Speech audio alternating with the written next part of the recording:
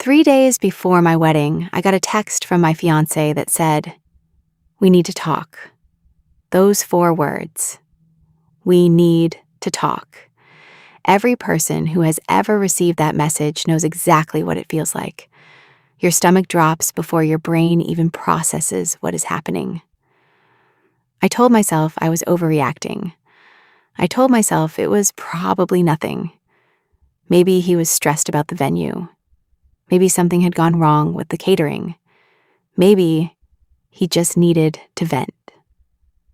I put on my jacket, I grabbed my keys, and I drove to that coffee shop with my wedding dress hanging on my bedroom door behind me. I never came back the same person.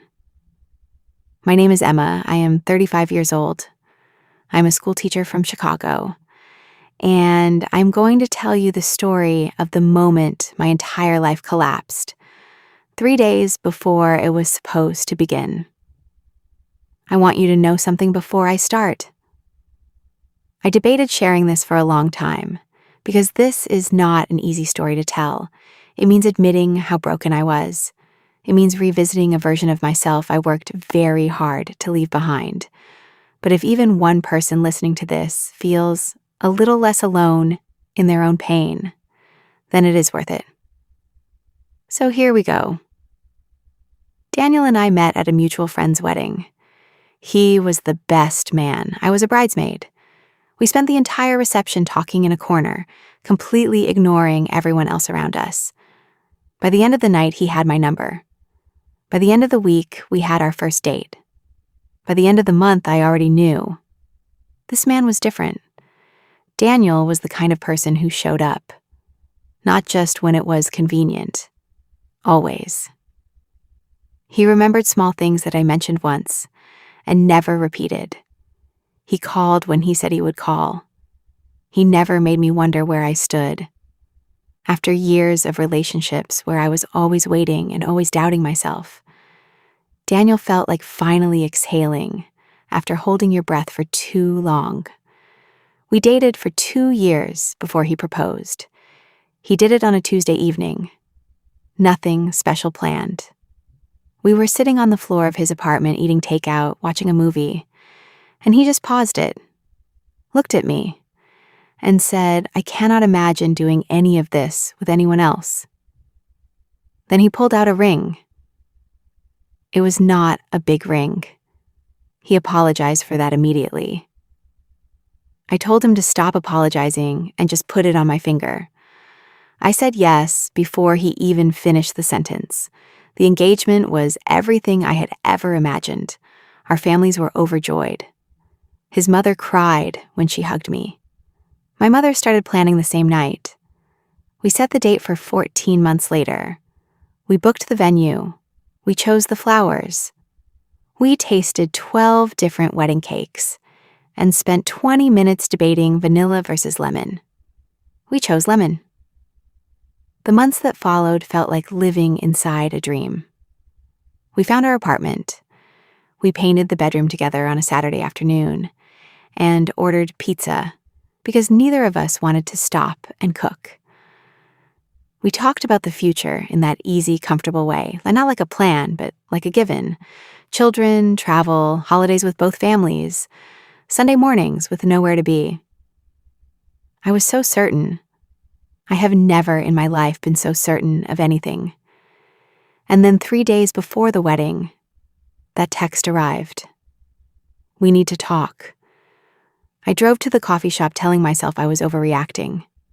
I walked in and saw him already sitting there. And I knew. Before he said a single word, I knew. Because he looked like himself, but smaller. Like something inside him had already made a decision that the rest of him had not caught up to yet. I sat down across from him. He could not look at me directly. I asked him what was wrong. He was quiet for a long moment. And then he said, "I do not think I can do this." I asked him what he meant, even though I already knew exactly what he meant.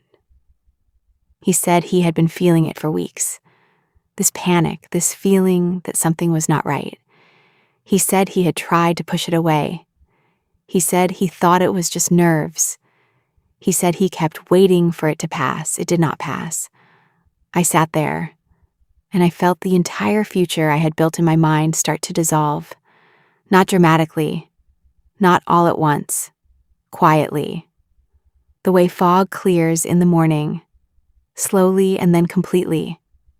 I asked him if there was someone else. He said no, and I believed him. That was almost harder to accept. Because if there had been someone else at least, there would have been a reason I could point to. Something I could make sense of. But there was nothing. Just a feeling he could not explain and could not ignore. 3 days before our wedding, the flowers were already ordered. The cake was already made. 140 people had already booked their travel. My dress was hanging on my bedroom door. I drove home, and I sat in my car in the driveway for 45 minutes because I could not figure out how to walk into the house and tell my mother. When I finally went inside, she took one look at my face, and she already knew. Mothers always know. She did not say anything. She just opened her arms, and I walked into them like I was 5 years old again, and cried until I had nothing left. The next 72 hours were the worst of my life. Canceling a wedding 3 days before it happens is not just emotionally devastating. It is logistically brutal. Every phone call is its own small heartbreak. The venue, the caterer, the photographer, the florist, the hotel rooms. 140 guests who needed to be told. My mother and my best friend made most of those calls because I could not speak without breaking down every few minutes. Daniel called me twice that week. I did not answer. I did not know what I would say. I did not know what there was left to say. The day that was supposed to be my wedding, I stayed in bed until 3 in the afternoon. My best friend came over and sat with me. She did not try to fix it. She did not tell me it was going to be okay. She just sat there. And that was exactly what I needed.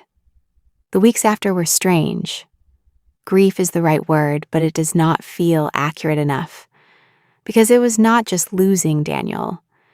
It was losing the future. I had already started living in my head. The apartment, the Sunday mornings, the children we had named but not yet had, the growing old together. You grieve a person, but you also grieve a version of your life that you will now never get to live. People around me did not know what to say. Some said everything happens for a reason. Some said you dodged a bullet. Some said at least he told you before the wedding instead of after. They meant well, but none of it touched the actual pain. It took me a long time to stop being angry. Not just at Daniel, but at myself. For not seeing it. For being so certain when apparently he was not. For building so much of my future around one person's yes. It took me even longer to understand something that I now believe completely. His honesty, as devastating as it was an act of respect. He could have married me. He could have pushed through his doubts and stood at that altar and said the words. And maybe we would have been fine for a year, or 5, or 10. But somewhere down the line, those unresolved doubts would have surfaced, and the damage would have been so much worse. 3 days before my wedding is not when my story ended. It is when I finally started paying attention to my own. I am not going to tell you I am fully healed. I am not going to tell you everything is perfect now. But I will tell you that the woman sitting here telling you this story is stronger than the woman who walked into that coffee shop. More honest with herself. Less willing to mistake certainty for safety. The dress is no longer hanging on my bedroom door. I donated it last spring to a charity that gives wedding dresses to women who cannot afford them. Somewhere out there, someone is getting married in my dress today. I hope she is the kind of certain that does not dissolve over coffee. And I hope he is too.